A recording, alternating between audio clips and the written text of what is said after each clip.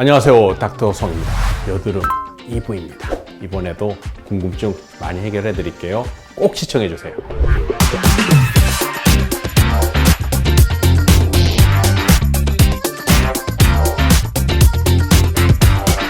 1부 마지막에서 언급했던 골드 PTT에서 언급해 드릴게요. 골드 PTT 궁금하셨죠?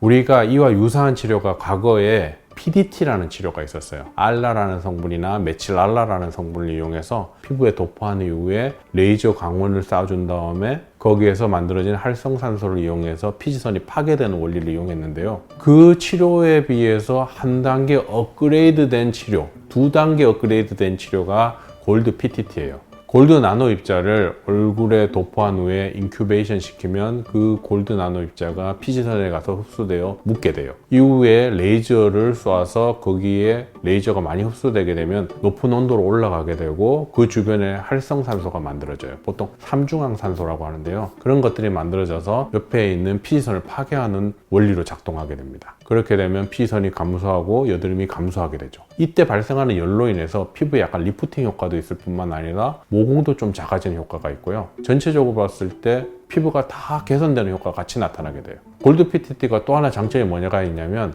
과거에 만들어진 PDT에 비해서 부작용이 적다는 거예요. PDT는 시술하고 난 후에 홍조 발생도 잘 생겼고 각질 탈락도 너무 많이 생기고 얼굴에 건조감이 너무 심해져 가지고 뭔가 불편하고 얼굴이 약간 어두워지고 그 PDT 이후에 밖에 외출했다가 얼굴이 태닝 돼 가지고 검게 변하는 부작용도 생기고 막 이런 부작용들이 많았어요. 그런데 비해서 골드 PTT는 이런 부작용이 거의 없다시피 해요. 거기다가 부가적으로 모공도 좀 좋아지는 효과, 피부결도 좀 바뀌고 피부 톤도 좀 바뀌고.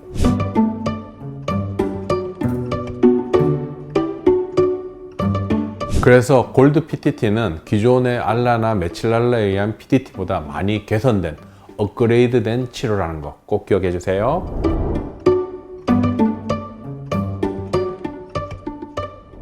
환자분들이 저한테 많이 물어요. 나는 유분이 너무 많은데 피부가 건조하다. 이게 말이 되느냐? 제 피부는 지성이에요? 건성이에요? 이렇게 막 자꾸 물어요. 그러면 여기에서 가장 중요한 게 뭔지 따져봐야겠죠. 우리가 건조감을 느낄 때 가장 중요한 게 뭐예요? 유분? 아니에요. 각질층의 두께가 피부의 건조감을 결정하는데 가장 중요한 문제예요. 각질층에는 천연 보습인자라고 하는 내추럴 모이스처라이징 팩터라고 하는 것들이 있어요. NNF라고 하는데요. 그게 사라지게 되면 물을 간직하는 능력이 감소할 뿐만 아니라 물이 없어지는 속도마저 빨라지게 돼요. 그래서 피부의 각질층이 유지되지 않으면 건조감이 심해지겠죠. 그러면 피부는 방어 기전이 가동돼서 유분이 자꾸 분비가 늘어나면서 피부 표면에 유분을 자꾸 만들게 돼요. 하지만 유분만으로는 건조감을 극복하기에는 한계가 있기 때문에 유분이 어느 정도 나옴에도 불구하고 건조감을 계속 느끼는 거예요. 제일 중요한 건 뭐라고요? 각질층의 두께. 절대로 피부 장벽 손상시키는 행동을 하지 마세요. 그러면 피부는 망가집니다. 그래서 각질층을 유지하는 게 건조감을 예방하는 키워드다. 꼭 기억해 주세요.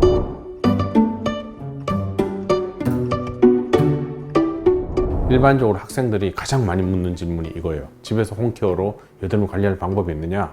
제가 일부에서도 언급했죠. 뽀득뽀득 소리나게 세안을 하면 안 된다. 그러면 피부 손상이 심해지기 때문에 여드름이 더 많이 날 수 있다. 그거 얘기해 드렸어요. 그 다음에 또 어떤 게 있냐면 여드름이 났을 때는 어떻게 해야 돼요? 항생제 연고나 여드름 연고 같은 걸 이용해서 바른 다음에 여드름 우선 다운시키는 게 제일 중요하겠죠. 그 다음에 면포가 잡히고 익었다 싶으면 소독된 도구를 이용해서 압출해주고 연고를 바른 후에 그 위에 재생 테이프를 붙여서 며칠간 두고 보면 그 염증이 가라앉아서 예쁘게 아물게 됩니다. 그래서 집에서 있을 때 어떻게 하라고요? 여드름 연고 같은 걸 이용하는 게 가장 이상적이고 얼굴에 너무 자극을 주지 마라. 그리고 약산성 세안제를 이용해서 피부에 너무 자극을 안 주는 방법으로 세안을 하는 게 여드름 예방에 가장 중요하고 홈케어에 가장 중요하다. 그리고 여드름 만만하지 않으니까 함부로 손대지 마세요. 아셨죠?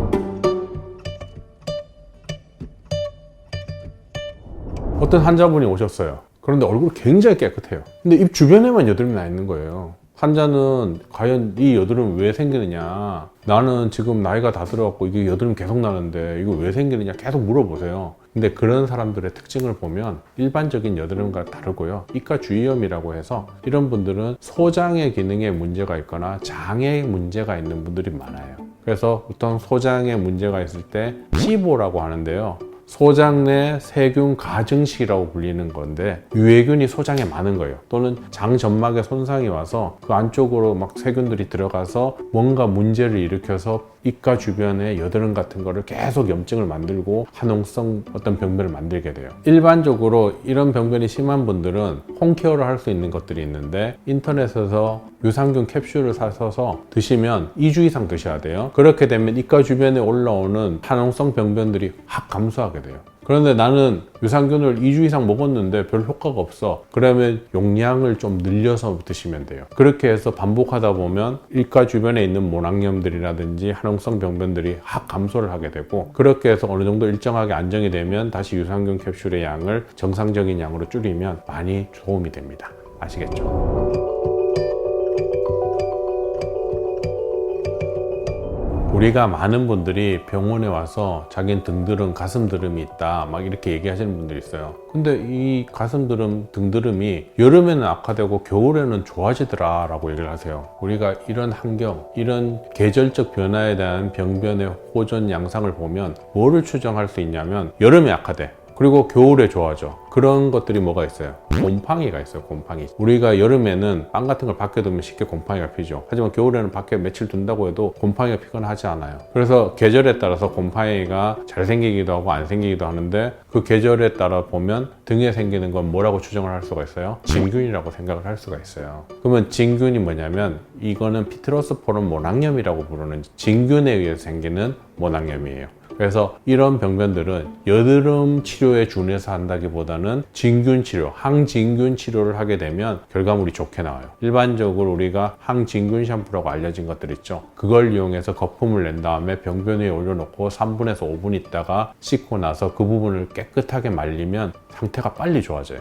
어떻게 하면 곰팡이가 안 생기는 환경을 만들까를 노력해보면 병변 치료가 생각보다 쉬울 수 있다는 거 꼭 기억해 주세요. 그런데 이런 항진균 샴푸까지 사용했는데도 큰 호전이 없다. 그럴 때는 경구용 약과 연고를 한번 고려해 보셔야 돼요. 이런 약들과 연고 같은 거는 처방이 필요하니까 병원을 꼭 찾아가세요. 등드름이나 가슴드름, 일반적으로 여드름 같이 보이지만 여드름이 아닌 경우가 많다. 원인이 다르다. 꼭 기억해 주세요. 지금까지 2부에 걸쳐서 여드름 설명해 드렸어요. 여러분의 궁금증 다 해결되셨나요? 하지만 궁금증 또 있을 수 있죠. 여기에 오셔서 질문을 남겨주시면 다 답해 드릴게요. 다음에도 더 유익한 정보로 찾아뵐게요. 안녕. 또 있을 수 있죠. 여기에 오셔서 질문을 남겨주시면 다 답해 드릴게요. 다음에도 더 유익한 정보로 찾아뵐게요. 안녕.